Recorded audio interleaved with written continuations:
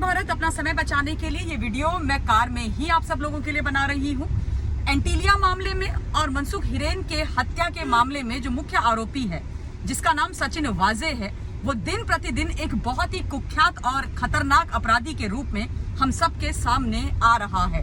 अब जो बहुत बड़ा खुलासा हुआ है, जो सच्चाई निकल करके आई है, वो ये कि अपने आप को सुपर कॉप के रूप में स्थापित करने के लिए पूरे देश के सामने उसने एंटीलिया वाले केस को अंजाम दिया और उस केस को किसी दूसरे के सर पर मढ़ने के लिए 2 लोगों का एनकाउंटर, फर्जी एनकाउंटर करने की भी इस कुख्यात व्यक्ति ने तैयारी करके रखी थी। एनआईए को उनमें से एक व्यक्ति का पासपोर्ट सचिन वाजे के घर से मिला, यानी कि उसने 2 लोग आइडेंटिफाई कर लिए थे।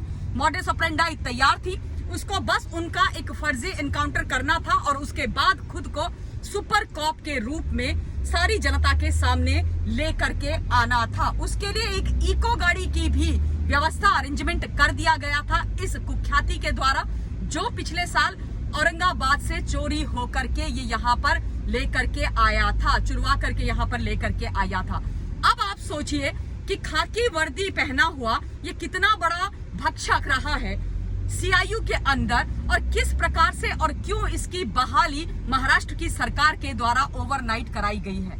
मैं इस केस में किसी को भी बरी करने के मूड में नहीं हूँ, चाहे वो एक्स सीपी हो मुंबई के परमवीर सिंह, चाहे वहां के मुख्यमंत्री उद्धव ठाकरे जी हो, गृह मंत्री हो। मेरे हिसाब से तो पूरी की पूरी ये सरकार और कुछ टॉप कॉप हाशिए पर है और हर एक की इन्वेस्टिगेशन होना बहुत आवश्यक है, क्योंकि अगर इस प्रकार की साजिशें सरकार में और सरकार का संरक्षण प्राप्त करके कोई खाकी वर्दी वाला इस देश के अंदर करने लग जाएगा, तो आपके और मेरे जैसे आम जनता का क्या होगा।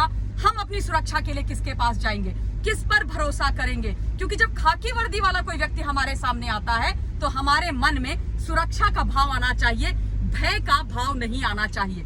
लेकिन दिन प्रतिदिन जिस प्रकार के सनसनीखेज खुलासे हो रहे हैं एंटीलिया मनसुख हिरेन के हत्या के मामले में, और जिस प्रकार से एक के बाद एक खतरनाक रोल इन लोगों के निकल करके आ रहे हैं, मन में डर का भाव पैदा हो रहा है। ईश्वर ना करे कि हिंदुस्तान के किसी भी कोने में कोई भी खाकी वर्दी वाला इन लोगों के जैसा हो, खास तौर पे सचिन वाजे के जैसा हो। विनायक शिंदे उसका मित्र, जो अगेन एक अपराधी है, रियाज काजी, चाहे सचिन वाजे और मिस्टर परमवीर सिंह, जिनके तत्वाधान में सीपी रहते हुए ये तमाम चीजें हो रही हैं।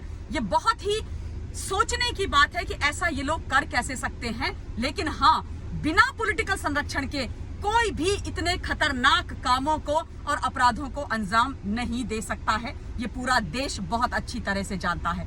दूसरी तरफ कल 8 घंटे अनिल देशमुख जी की ग्रिलिंग की गई, बहुत बुरी तरीके से। बहुत प्रश्न उनसे पूछे गए और हर प्रश्न में वो अपने आप को साफ रखने के लिए सिर्फ यही बोलते कि मुझे फंसाया जा रहा है। मेरे लिए ये एक राजनीतिक साजिश बुनी गई है, मुझे बदनाम करने की कोशिश की जा रही है। मैं तो बहुत पाक साफ, ईमानदार और सच्चा व्यक्ति हूँ, मैंने ऐसा कुछ नहीं किया।